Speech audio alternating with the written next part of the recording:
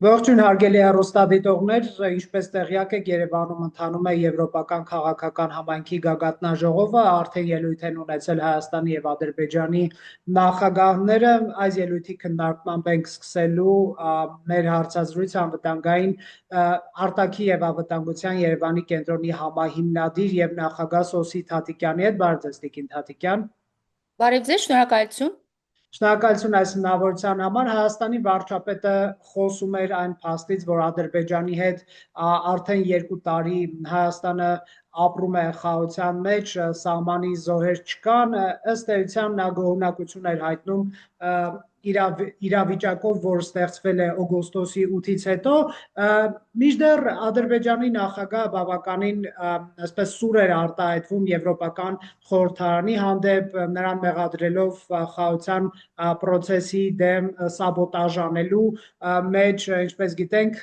Եվրոպական խորհրդարանը վերջերս ընդունել է բանաձև, որտեղ խոսել է արցախցիների իրավունքներից, նրանց վերադարձի իրավունքից եւ Ադրբեջանը այդ կառույցի հետ Մեջլիսի այսպես մակարդակով կապերը կտրել է։ Ինչպես եք դուք գնահատում արդեն իսկ հնչած այս ելույթները եւ արդեն կանցնենք գագաթնաժողովի մյուս կարևոր հարցերին։ Գնահատում եմ խիստ կանխատեսելի։ Այսինքն սովորական պատմությունը կրկնվում է, մեր վարչապետը կառուցողական է, խուսափում է որևէ այնպիսի ձևակերպումներից, որը կարող է խաթարել խաղաղության գործընթացը, իսկ Ադրբեջանի նախագահը շարունակում է իր այսպես կոչված կոգնիտիվ պատերազմը, որը փաստորեն եւ Հայաստանի դեմ է եւ Եվրամիության եւ ցանկացած միջազգային դերակատարի, որը կարող է համարձակվել Ադրբեջանի հասցեին որևէ քննադատություն հնչեցնել։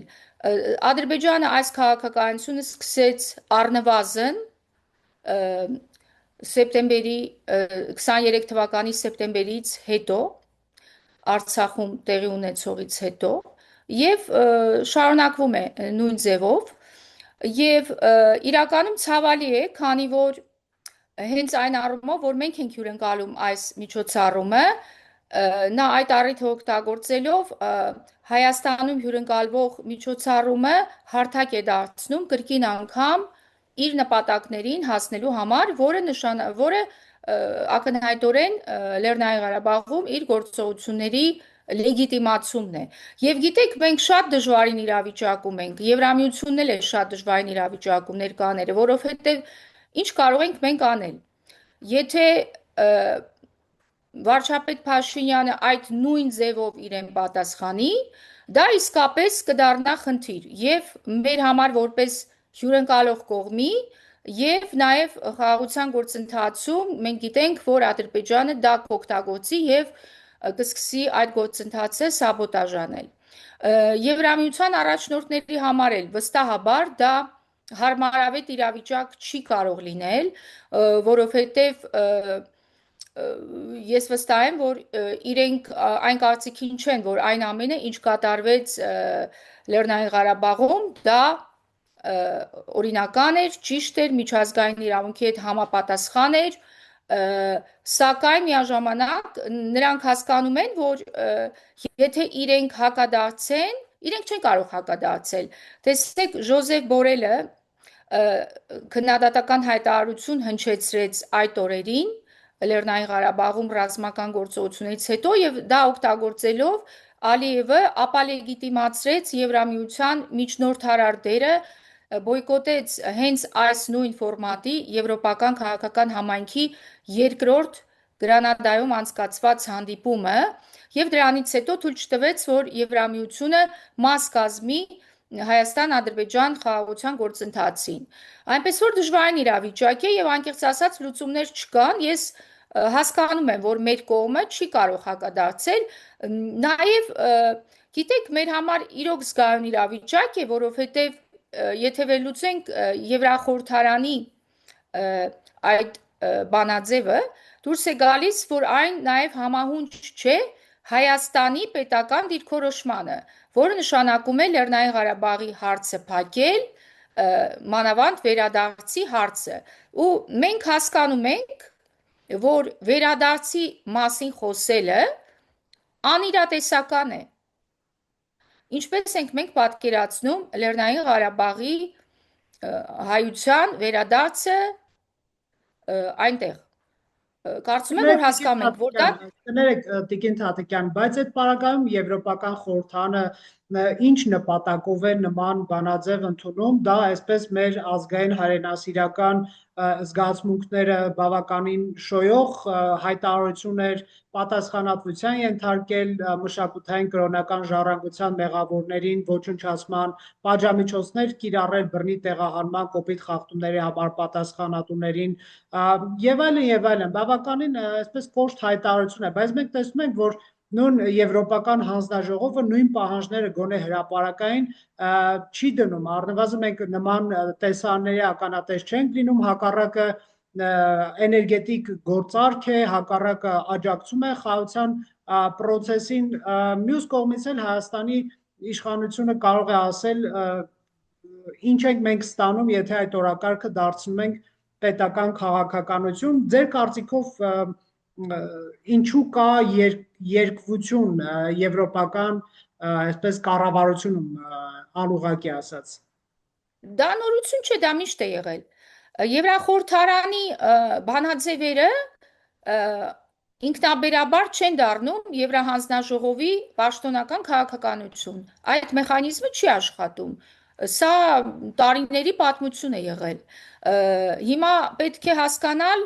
այս Եվրահանձնաժողովի բանաձևի ընդունումը ինչպես է տեղի ունեցել։ Իրականում դրա հեղինակներից մեկն է Նատալի Լուազոն, որը մենք գիտենք նախագահ Մակրոնի կուսակցության շատ հայամետ պատգամավոր է եւ այս բանաձևին միացել են գրեթե բոլոր խմբակցությունները, շատ քիչ պատգամավորներ են եւ ձախ եւ աջ եւ ցենտրիստ, շատ քիչ պատգամավորներ կան, որոնք ձեռնպահ են մնացել կամ դեմ են քվեարկել, փոքրամասնություն են նրանք։ Սակայն հարցը այստեղ այն է, որ մի տեսակ սա դուրս է գալիս, որ իներցիայով են այսպիսի բանաձևեր ընդունվում եւ հավանաբար նաեւ հայկական լոբիստական խմբերի ազդեցության ներքո։ Հիմա այն ամենը, ինչ գրված է այս բանաձևում, դա իմ համար եւ երևի նաեւ ձեր համար ու հայերի մեծամասնության համար դա իրականություն է։ Հարցը այն է, թե այսպիսի բանաձևը ինչքանով է օգնում Հայաստանին։ Եվ ըստ էության առանձնապես երևի թե այնքան էլ չի օգնում, եթե նայենք պրագմատիկ տեսանկյունից, այլ ստեղծում է հնարավորություն այսպիսի հայտարարությունների հերթական Ադրբեջանի կողմից, որը այս անգամ հնչեց հենց Հայաստանում հյուրընկալվող միջոցառման ընթացքում, որը իհարկե բավականին անցանկալի ու տհաճ հետևանքներ է թողնում։ Այստեղ պետք է ուսումնասիրել այդ շղթայական կապը, որ փաստորեն ես վստահ եմ, որ այն եվրոպացի պատգամավորները, որ ընդունել են այս բանաձևը, ընդունել են դրական նպատակներով, սակայն երբ շատ պրագմատիկ սառը չոր վերլուծություն են կատարում, տվյալ պահին այս բանաձևի ընդունումը հանգեցրել է մի իրավիճակի, որ եւ Հայաստանին եւ Եվրամիության գործադիր մարմիններին, որոնք այս համաժողովին մասնակցում են, դնում են փաստորեն անհարմարավետ վիճակի մեջ։ Եվ փաստորեն դրանով իսկ Ադրբեջանը կարողանում է հասնել այդ իր կոգնիտիվ պատերազմի նպատակներին, որովհետև տալիս է շատ խիստ կոշտ ռեակցիա արձագանք այսպիսի բանաձևերին, որոնք ծառայում են թե Հայաստանին եւ թե եվրակառույցներին ավելի կոնստրուկտիվ ձևով նմանատիպ պահանջները, նմանատիպ հարցերի լուծումը ավելի կառուցողական հարթակ տեղափոխելու հարցում։ Նայեք, վերադարձի հարցը փակված է եւ կարծում եմ, որ միամտություն կլինի ակնկալել, որ արցախցիները կարող են վերադառնալ։ որտեղ ինչ պայմաններով նման պայմաններ չեն կարող ստեղծվել։ Մանավանդ ներկայիս աշխարհաքաղաքական եւ այդ լիբերալ աշխարհակարգի փլուզման համակարգում։ Մշակութային ժառանգության պահպանումը իրականում շատ ցավոտ հարց է եւ ես ուղղակի հույս ունեմ, որ հերթը չի հասնելու Գանձասարին եւ այլ միջնադարյան վանքերին։ Գերիների հարցը մեր իշխանությունները այլ ձևերով հետապնդում են։ Հիմա ինչքանով է այս բանաձևը օգնում այդ հարցերի լուծմանը, հարցականի տակ է, բայց ես նաև հույս ունեմ, որ մեր իշխանությունները ուղղակի ձեռնպահ կմնան արձագանքելուց եւ հանկարծ չեն քննադատի այդ բանաձևը, որովհետեւ գիտեք, այդ քննադատությունն էլ կարող է շատ այսպես հակասական զգացմունքներ արթնացնել եւ մեր հասարակության շրջանում, Հայաստանի ներսում եւ նույն Եվրախորհրդանի պատգամավորների շրջանում։ Եվ օրինակ ես խորհուրդ կտայի մեր իշխանություններին ուղղակի խուսափել այս բանաձևին որևէ կերպ անդրադառնալու։ Սակայն պատկերացրեք, որ մեր որոշակի շրջանակների լրագրողները, որոնք սիրում են մշտապես այսպես մեր իշխանություններին բառիս բուն իմաստով պատին դեմ տալ յուրաքանչյուր ճեպազրույցի մամուլի ասուլիսի ժամանակ, վստահաբար կօգտագործեն այս առիթը եւ համապատասխան հարցեր կտան եւ այդ հարցերի պատասխանը կրկին անգամ մեր իշխանություններին կդնի անհարմարավետ վիճակի մեջ եւ դա կավարտվի նրանով, որ նրանք լավագույն դեպքում կխուսափեն հարցի պատասխանից, վատագույն դեպքում կարող են անգամ քննադատել ինչ որ չափով այդ բանաձևը, ասելով, որ այս պահին այդ բանաձևը չի արտացոլում Հայաստանի շահերը եւ խնդիրներ է ստեղծում Հայաստանի համար։ Շատ հակասական իրավիճակ է։ Հասկանալի է, եւս մի քանի կարևոր թեմա կար։ Ֆրանսիայի հետ Հայաստանի Հանրապետությունը ռազմավարական գործընկերության մասին հիմնարար փաստաթուղթ է ստորագրում։ Տեսանք Էմանուել Մակրոնի, Ֆրանսիայի նախագահին, ինչպիսի ջերմընդունելության արժանացրին Երևանի փողոցներում, նա նախ զբոսնում էր Ֆրանսիայի դեսպանի, ապա նաև վարչապետ Նիկոլ Փաշինյանի ուղեկցությամբ, թեև 50 երկրի առաջնորդ է ժամանել Հայաստան եւ ղեկավարության այլ ներկայացուցիչներ, Թուրքիայի փոխնախագահը, ամեն դեպքում Մակրոնը Հայաստանում է նաև պետական այցով եւ երկկողմ այսպես օրակարգ է Հայաստանի հետ, Գյումրի է այցելելու, ինչքան գիտեմ, Մատենադարան եւ Երևանում գտնվող այլ կառույցներ, կխնդրեմ եկեք խոսենք հայ-ֆրանսիական այս նոր փաստաթղթի ստորագրումից, ինչ է այն իրենից ենթադրում, մենք ամերիկյան փաստաթղթի ստորագրմանը տեսանք որոշակի գործողություններ հետևեցին, ինչ սպասել շատ կոնկրետ, ինչ արդյունքներ պետք է սպասել Ֆրանսիայի հետ այս փաստաթղթի ստորագրումից հետո։ Իրականում Ֆրանսիայի հետ մեր համագործակցությունը առնվազն 24 թվականի փետրվարից դե ֆակտո ռազմավարական է։ Ի տարբերություն Միացյալ Նահանգների եւ որոշ այլ երկրների հետ ռազմավարական փաստաթղթի, այս փաստաթուղթը փաստորեն պաշտոնականացնում է այդ արդեն իրողության փաստը եւ այնուամենայնիվ ես հույս ունեմ, ես չեմ տեսել բնականաբար փաստաթղթի տեքստը, հույս ունեմ, որ վաղը կհրապարակվի, սակայն արդեն ակնհայտ են վերջին տարիների հայ-ֆրանսիական հարաբերությունների զարգացման միտումները, եթե մինչև 20 թվականը դրանք կրում էին ավելի մշակութային բնույթ, ապա 20 թվականի պատերազմից սկսած դրանք խիստ քաղաքական բնույթ էին կրում, քաղաքական մեծ աջակցություն ՄԱԿ-ի անվտանգության խորհրդում, Եվրամիությունում, այլ կառույցներում, երկկողմ մակարդակով, ինչպես տեսանք այդ պատրվակով Ադրբեջանը առաջինը Ֆրանսիայի միջնորդարարները ապալեգիտիմացրեց Հայաստան-Ադրբեջան գործընթացում, Ֆրանսիայի մեղադրելով Հայաստանի հանդեպ պրոհայկական կանխակալ վերաբերմունքի մեջ եւ նույնիսկ ոչ միայն ինֆորմացիոն, այլև ընդհանուր մինչեւ հիբրիդային պատերազմ սկսեց Ֆրանսիայի դեմ 23-ից 25 թվականներին, որը հասավ Նոր Կալեդոնիա, Մայոտ, Սապ, Սահարան աֆրիկյան պետություններ։ Հիմա իհարկե այնտեղ որոշակի նորմալիզացման միտումներ են նկատվում անցյալ տարվանից Ադրբեջան-Ֆրանսիա հարաբերություններում։ Ինչ վերաբերում է Ֆրանսիայի այլ ոլորտներում մեզ ցուցաբերված աջակցությանը, մենք գիտենք իհարկե, որ 24 թվականի փետրվարից սկսվեց Ֆրանսիայի ռազմական ոլորտում աջակցությունը Հայաստանին,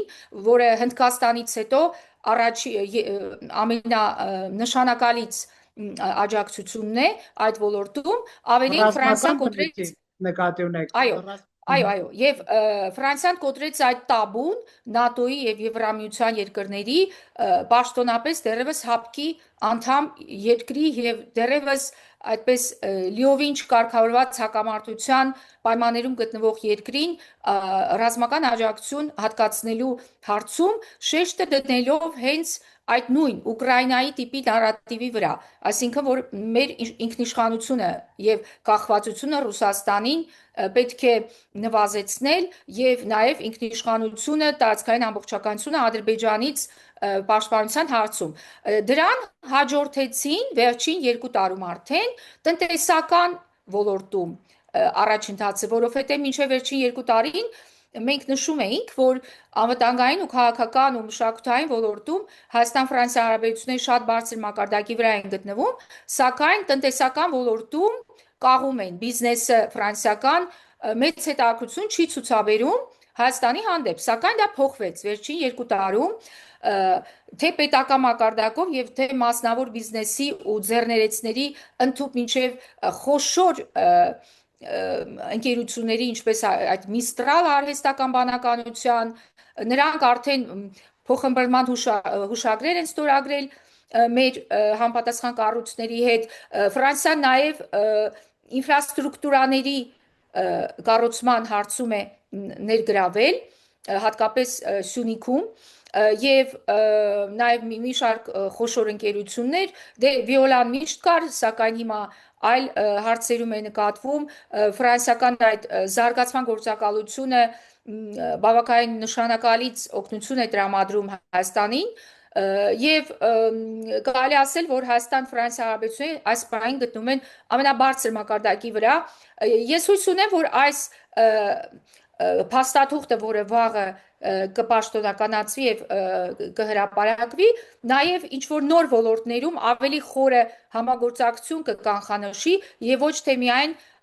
կպաշտոնականացնի, կվերահաստատի արդեն իսկ տեղի ունեցողը։ Իմ համար այստեղ կա մի կարևոր բաց, որի մասին ես նշել եմ հաճախ, միջուկային էներգիայի ոլորտը, որովհետև Ֆրանսիա լինելով այդ ոլորտում Եվրոպայի ամենաառաջատար երկիրը, որը իր էլեկտրաէներգիայի 60%-ը ստանում է միջուկային աղբյուրներից, որը եղել է Շարլ դը Գոլի քաղաքականությունը ապահովելու համար Ֆրանսիայի էներգետիկ, հետևաբար նաև արտաքին քաղաքականության հարցում ինքնավարությունը եւ ինքնիշխանությունը,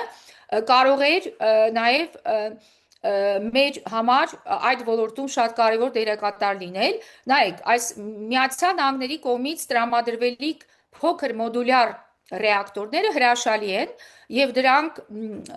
շատ մեծ կօգնեն, մանավանդ հաշվի առնելով, որ մենք նոր ատոմակայան կառուցելու որոշումը բավականին ուշացրեցինք եւ հիմա կա մտավախություն, որ այդ երբ ժամկետը 36 թվականին սպառվի, մինչև այդ մենք հասցրած չլինենք նոր նույն չափի կամ ավելի մեծ ատոմակայան կառուցել։ Սակայն այդ պարագայում, քանի որ մոդուլյար ատոմակայանների ռեակտորների տեղադրումը շատ արագ կարող է կատարվել, որպես անցումային էտապ ամերիկյան լուծումը հրաշալի է։ Սակայն ըստ իս մենք չպետք է դրանով բավարարվենք եւ պետք է ունենանք նաեւ մեծամորին փոխարինող միջին չափի ատոմակայան, մանավանդ հաշվի առնելով այն, որ մենք արհեստական բանականության ոլորտում հենց Միացյալ Նահանգների հետ ունենք մեծ նախաձեռնություններ Nvidia-ի եւ մյուսների հետ, որի համար պահանջվելու է ահռելի քանակով էլեկտրաէներգիա։ Ավելին, եթե մենք ունենանք այն քանակով էլեկտրաէներգիա, որ մենք կարողանանք դա արտահանել, մենք կարող ենք դա արտահանել Ադրբեջան, ինչու ոչ, Վրաստան, Թուրքիա, եւ գիտեք, հիմա որ Ադրբեջանը անդադ շեշտում է, Ալիևը կրկին անգամ իր ելույթներում շեշտում է, որ Ադրբեջանը մեզ սկսել է մեծ քանակությամբ ապրանքներ ներմուծել Հայաստան, այդ թվում եւ առաջին հերթին վառելիք, ու նաեւ այսպիսի ակնարկներ կան, որ Հայաստանից Ադրբեջան ուղղությամբ շատ փոքր է այդ շրջանառությունը, եթե մենք օրինակ ունենայինք էլեկտրականություն, այն քանակով, որ կարող ենք արտահանել Ադրբեջան, դրանով այդ անհավասարակշռությունը կկանխվեր եւ կլուծվեր, եւ դա լավ կլներ, որ նույն համարժեք էներգետիկ ոլորտում դա լիներ, որպիսի հանկարծ ստացվեր, որ հիմա էլ մենք Ադրբեջանից ենք ընկնում ինչ-որ էներգետիկ կախվածության մեջ, այդ երբ ասում են փող կախվածություն, այդ փող բառը, փող մասնիկը անչափ կարևոր է, քանի որ այո, եթե իրենք մեզ բենզին մատակարեն, մենք իրենց էլեկտրաէներգիա մատակարենք, դա իրոք կլինի փոխկախվածություն, սակայն եթե միակողմանի լինի, դա նոր խնդիր է ստեղծելու, քանի որ մենք ընկնելու ենք հիմա էլ Ադրբեջանից ինչ-որ կախվածության մեջ, որը բնականաբար ցանկալի չէ։ Իհարկե դա կախվածության փոքր մաս կկազմի հենց այն պատճառով, որ մենք գազ եւ այլ էներգետիկ ապրանքներ ստանում ենք տարբեր դերակատարներից, դեռևս Ռուսաստանից, Իրանից, մենք ունենք արևային էներգիա, ինչպես նաև միջուկայինը, թե միջուկայինի հարցում մենք գիտենք, որ այնտեղ Ռուսաստանը կարևոր դերակատար է եւ միջուկային էներգիայի մեծամուրի հարցում մենք ունենք կախվածություն Ռուսաստանից, հիմա եթե մենք կարողանանք նոր Ֆրանսիայի դերակատարությամբ կամ ինչու ոչ թեկուզև Հարավային Կորեայի, որը այս պահին այդ տեխնոլոգիայի առաջատարն է աշխարհում, դա կարող էր իսկապես մեր էներգետիկ անվտանգությունը բարձրացնել։ Կնեք, իսկ Ֆրանսիայից ռազմական գնումների սպասել, արդյոք ֆրանսիական ընկերությունը եւ Ֆրանսիա պետությունը պատրաստ է ընդհանրապես Հայաստանի հետ այս ուղղությամբ խորացնել հարաբերությունները։ Կներեք, կարող եք հարցը կրկնել։ Արդյոք սպասել նաև այս ռազմավարական գործընկերության փաստաթղթի ստորագրումից հետո Ֆրանսիայի հետ ռազմական բնույթի համագործակցության խորացում, օրինակ ռազմական տեխնիկայի զենք զինամթերքի նոր գնումներ, նախորդ գնումները տարիներ առաջ են եւ դրանց մասին մենք տեղյակ ենք։ Արդյոք հիմք ստեղծվում է նման գնումների կամ նման գործընթաց կլինի։ Ես հույս ունեմ, որ կլինի։ Ես հույս ունեմ, որ Հայաստան-Ֆրանսիա պաշտպանական ոլորտի համագործակցությունը կշարունակվի։ Ես համաձայն չեմ, որ այն ինչ եղել է Ֆրանսիայի հետ արդեն կատարված է, որտեղ այնտեղ կային ռազմական շատ բարձր տեխնոլոգիաներ, որոնց արտադրությունը պահանջում էր 1.5 տարի եւ կարծում եմ այդ 1.5 տարին հենց հիմա է լրանում։ Հետևաբար մենք պետք է ստանանք այդ տեխնիկան եւ ինչու ոչ նաեւ նոր տեխնոլոգիաներ, ես չունեմ կոնկրետ ինֆորմացիա, ես չեմ կարող ունենալ դա, ես կարծում եմ, որ վաղը ստորագրելուց հետո այդ փաստաթուղթը կհրապարակվի եւ բոլորս կտեսնենք, թե այն ինչ է պարունակում եւ գիտեք կարեւոր է նաեւ այն փաստը, որ մենք գիտենք, որ նախագահ Մակրոնին մնացել է մի տարի, նախագահ Մակրոնը հնարավոր չի թերագնահատել այն դերը, որ նախագահ Մակրոնը խաղաց Հայաստան-Ֆրանսիա հարաբերությունների հարցում, դա պարզապես մեր սպասելիքները, ես կարող եմ ասել, գերազանցեց, իհարկե մեր ընդդիմությունը լրիվ այլ նարատիվներով է հանդես գալիս, որոնք ես համարում եմ բացահայտորեն կեղծ, մասնավորապես նրանք անգամ նախագահ Մակրոնին մեղադրում են Ղարաբաղը հանձնելու մեջ, Արցախը հանձնելու մեջ, ելնելով այս եվրոպական քաղաքական գործընկերության առաջին Պրագայում անցկացված գագաթաժողովում մեզ հայտնի իրադարձությունների հետ, սակայն դա բացարձակ կեղծ նարատիվ է, քանի որ այդ գագաթաժողովին մենք իրականում պարտական ենք մեր այսօրվա խաղաղության եւ կայունության որոշակի մակարդակով, քանի որ դրան հաջորդեց Եվրամիության առաքելության տեղակայումը, որում կարծում եմ կրկին անգամ նախագահ Մակրոնը մեծ դեր խաղաց եւ ինչ վերաբերում է այդ Ղարաբաղի հանձնման, Արցախի հանձնման նարատիվներին, կարծում եմ, որ դրանք ծեծված թեմաներ են, չարժի, որ մենք դրան հիմա մանրամասն անդրադառնանք։ Շատ լավ, եկեք նաև խոսենք Եվրամիության եւ Հայաստանի երկկողմորակարգից։ Մենք տեղյակ ենք, որ այսօր եւ վաղ ընթացող ընթանալիք այս գագաթնաժողովի նաև ընդհանուր օրակարգում մտնում է նաև հիբրիդային սպառնալիքների դեմ պայքարը եւ նախագահ Մակրոնն ասում էր, որ մենք հնարավորություն կունենանք հանդիպումներ անցկացնել ի պաշտպանություն Հայաստանի եւ Մոլդովայի անկախության եւ ինքնիշխանության այս երկրները բացահայտ սպառնալիքների եւ շանտաժի են ենթարկվում Ռուսաստանի կողմից ոչ միայն տնտեսական հարաբերությունների բացասական հնարավոր հեռանկարով, այլև քաղաքական պայմանավորված Հայաստանում հունիսի 7-ին նշանակված խորհրդանական ընտրությունների հետ բազմաթիվ են հետաքննություններ լրագրողական, որ այդ հիբրիդային սպառնալիքները նաև ապատեղեկատվությունը Ռուսաստանից է գալիս եւ դուք շատ լավ տեղյակ եք, որ ընդդիմության մի հատված մեղադրեց Եվրամիությանը Հայաստանի ներքին գործերին միջամտելու Փաշինյանի կառավարությանը աջակցելու մեջ, այդ դուք ինչպես եք գնահատում Հայաստան Եվրամիություն ներկա օրակարգը եւ այն process-ը, որ ես քիչ առաջ նկարագրում էի։ Գիտեք, այդ նոր առաքելությունը շատ կարևոր եմ համարում, առհասարակ Եվրոպայի այդ համընդհանուր արտաքին եւ անվտանգության քաղաքականության շրջանակում տեղակայվելիք յուրաքանչյուր առաքելություն խիստ կարևոր է։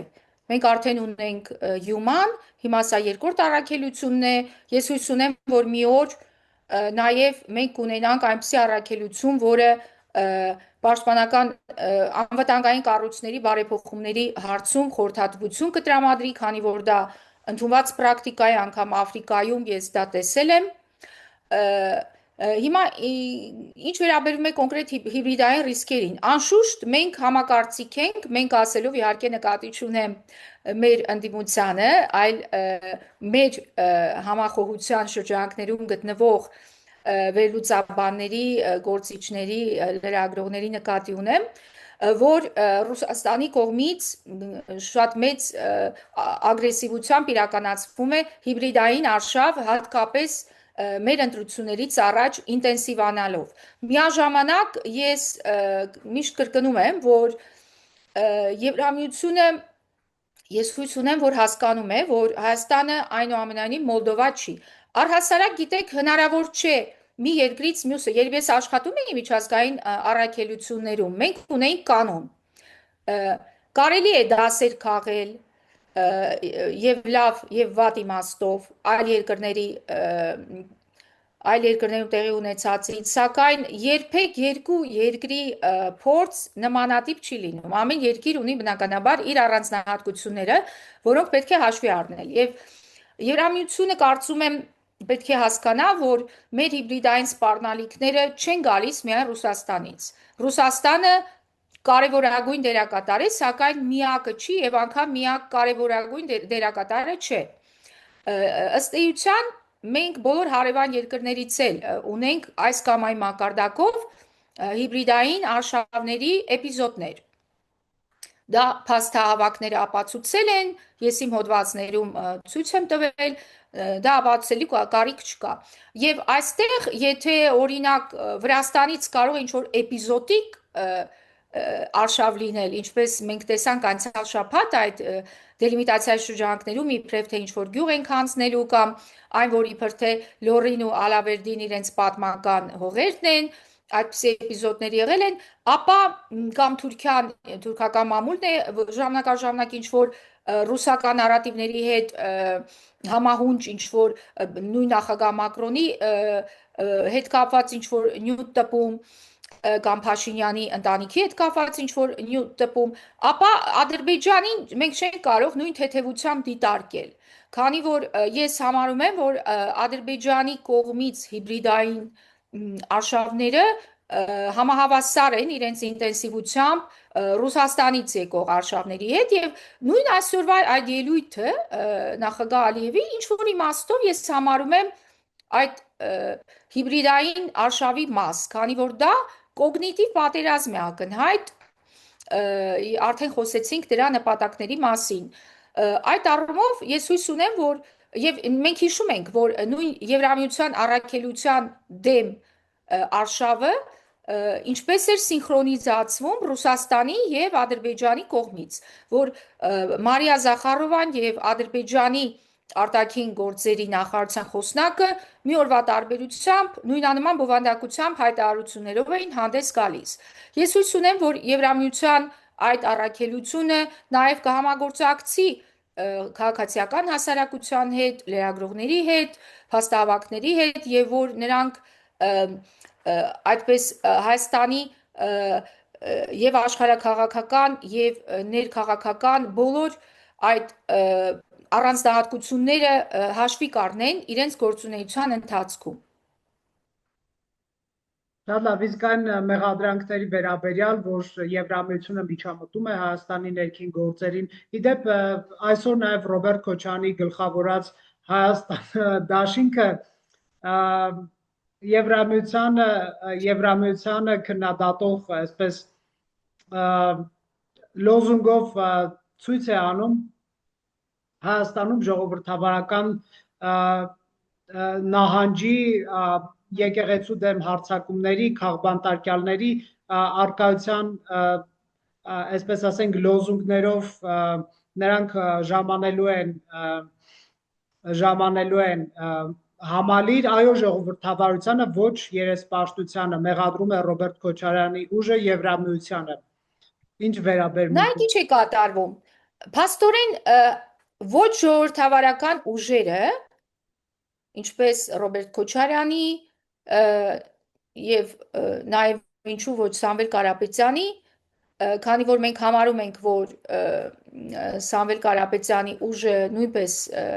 ղեկավարվում է Մոսկվայից եւ այդ նույն նարատիվները կրկնօրինակում է, նրանք փորձում են ժողովրդավարական մեթոդներով պայքարելու իմիտացիա ստեղծել։ Եվ հետո, երբ իրենց դեմ լինում է արձագանք, նրանք սկսում են մեղադրել Հայաստանին ժողովրդավարության հարցերում նահանջի, ավտորիտարիզմի նման հարցերում, դա Twitter-ում անդադ պտտվում է, իրենք անդադ այդ արշավը տանում են։ Ինչպես նաև Սփյուռքի որոշ շրջանակներ։ Մենք գիտենք, որ մենք լիակատար եւ կատարյալ ժողովրդավարություն չենք։ Մենք նաև գիտենք, որ ներկայումս չկա երևի թե որևէ երկիր բացառությամբ թերևս Իսլանդիայի կամ Լյուքսեմբուրգի, որը կատարյալ ժողովրդավարություն է։ Անկամ Ֆրանսիայի նման երկրում երբեմն լինում են քննադատություններ ու խնդիրներ։ Իսկ Միացյալ Նահանգներում մենք գիտենք, որ վերջին տարիներին շատ է եղել քննադատություն ժողովրդավարության մակարդակի մասին։ Մենք շատ բարդ ժամանակներում ենք ապրում, սակայն այդ երբեմն գիտեք կոշտ միջոցները, որոնք կիրառվում են որևէ երկրի, այդ թվում Հայաստանի իշխանությունների կողմից, նրանք հենց այն պատճառով են կիրառվում, քանի որ հիբրիդային պատերազմը այնքան ինտենսիվ է եւ հիբրիդային պատերազմի ընթացքում իմիտացվում են ժողովրդավարական մեթոդներ, որ դրանց դեմ իրականում բավական դժվար է պայքարել։ Հիբրիդային պատերազմի պայմաններում մնալ լիակատար այսպես վարդագույն ժողովրդավարական պետություն, այսպես մի բառ մտքովս անցավ, պուպուշ, ոնց որ ասում են, չի ստացվում, թավշյա, չի ստացվում։ Եվ գիտեք, ես վերջերս լսեցի Արսեն Խառատյան ներկայացեմ մեր փորձագետներից, որ շատ հետաքրքիր միտք արտահայտեց, որը ես երբեք դրան չէի անդրադարձել, որ մենք Հարավային Կովկասի միակ երկիրն ենք, որի բոլոր ղեկավարները անկախությունից ի վեր կենդանի են եւ ոչ մեկը բանտում չէ։ Գիտեք, սա ինչ որ առումով կարելի է համարել ժողովրդավարության չափանիշ, որովհետեւ ինչքան էլ իշխանությունները փորձում են երբեմն կոշտ միջոցներ կամ կոշտ հռետորաբանություն գործածել այդ հիբրիդային պատերազմի պայմաններում, որ ես ինքս երբեմն քննադատում եմ, ասում եմ, որ ռազմական հաղորդակցության խնդիրներ ունեն իշխանությունները, երբեմն այնպես են իրագործում, որ անգամ իրենց ձևակերպումները իրենց դեմ է շրջվում այդ հիբրիդային պատերազմի պայմաններում, բայց եկեք ճիշտը խոսենք, փաստ է, որ այո, բոլորը կենդանի են եւ բոլորը ազատության մեջ են ու մենք գիտենք, որ մեր հասարակության որոշ շրջաններ այնքան էլ գոհ չեն, որ այդ բոլոր հատկապես երկրորդ նախագահը ազատության մեջ է գտնվում հաշվի առնելով նրա դերակատարությունը հոկտեմբերի 27-ին, մարտի 1-ին եւ այլ գործընթացներում, ինչպես նաեւ այդ կոռուպցիայի անօրինական գույքի հետեւաբար, այո, մեր իրավիճակը շատ բարդ է, քանի որ մենք փոքր պետություն ենք, որը ունի եռակի, նույնիսկ քառակի մարտահրավերներ։ Առաջին, մենք փորձում ենք հակամարտությունից տեղափոխվել, այսպես անցում կատարել խաղաղություն եւ մենք ունենք իհարկե խիստ տրավմատիզացված հասարակություն, հետ պատերազմյան ցանկացած հասարակություն տրավմատիզացված է։ Ես կարող եմ ասել, որ վստահաբար Հայաստանում եւ նույնիսկ ամբողջ աշխարհում յուրաքանչյուր հայ ունի լուրջ հոգեբանական խնդիրներ։ Դա խուսափելի է։ Այն ամենից հետո, ինչ մենք տեսել ենք, ես ինքս Լեռնային Ղարաբաղում կատարվածից հետո 1.5 տարի ես ուշքի չէի գալիս, ես շատ ծանր հոգեվիճակում էի գտնվում։ Ամբողջ այդ շրջափակման ընթացքում եւ 23 թվականին առնվազն։ Սակայն մենք պետք է նաեւ նկատի ունենանք ավելի լայն աշխարհակահական գործընթացներ։ Առաջին հերթին մենք գտնվում ենք այնպիսի տարածաշրջանում, որը համարվում է աշխարհագրական առումով շահերի բախման եւ քաղաքակրթությունների բախման ինչ որ առումով տարածաշրջան մեր մոտ դերակատարություն ունեն այո Եվրոպա, Եվրամիությունը, Միացյալ Նահանգները, Իրանը, Թուրքիան եւ այլն եւ այլն։ Եվ գիտեք, օպոզիցիան դա ներկայացնում է որպես վտանգավոր այդ տարբեր այդ դերակատարների բախում եւ ասում են Հայաստանը վերածելու է Ուկրաինայի եւ դա շատ վատ է ավարտվելու։ Սակայն մենք նայենք, որ այն փաստին անդրադառնանք, որ մեր իշխանությունները բավականին հավասարակշիռ արտաքին քաղաքականություն են վարում։ Նրանք փորձում են այդ տարբեր ռազմավարական գործընկերություններ ստեղծել ոչ միայն արևմտյան դերակատարների հետ, ոչ միայն Եվրամիության ու Միացյալ Նահանգների հետ, այլև նույն Չինաստանի, Իրանի, Ղազախստանի, Վրաստանի եւ իհարկե դա նույնպես ունի իր խնդիրները, որոնք ես վերլուծել եմ վերջերս հոդվածներիցս մեկում, սակայն երբեք չի լինում այնպիսի քաղաքականություն այս բարդ միջազգային իրավիճակում, որը չունենա ռիսկեր։ Պետք է ռիսկերն ու հնարավորությունները ճիշտ հավասարակշռել եւ կարծում եմ, որ դա հենց այն է, ինչ մեր իշխանությունները հիմա անում են եւ վերջապես երրորդ գործոնը դա այն է, որ միջազգային իրավունքի այս դեգրադացման, միջազգային կառույցների ճգնաժամի պայմաններում, այդ լիբերալ աշխարհակարգի ավարտի պայմաններում փոքր պետությունների համար գոյատևելը նոր մարտահրավեր է, որին նույնպես մենք փորձում ենք համարժեք կերպով արձագանքել, մանավանդ որ մենք հրաժարվել ենք այդ ինչ որ մի դերակատարի հետ դաշինք կազմելուց, դա լինի Ռուսաստանը, թե դա լինի ՆԱՏՕ-ի անդամակցության հեռանկարը, մենք նման միտումներ չունենք։ Շնորհակալ եմ Տիկին Թաթիկյան, ես գիտեմ ասելիքը շատ է, սակայն ժամանակը ավարտվեց, շնորհակալություն։ Ասելիքն ավարտվեց այսպես թե այնպես։ Հարգելի հեռուստադիտողներ, ուղիղ տեսակապով զրուցում ենք Սոսի Թաթիկյանի հետ։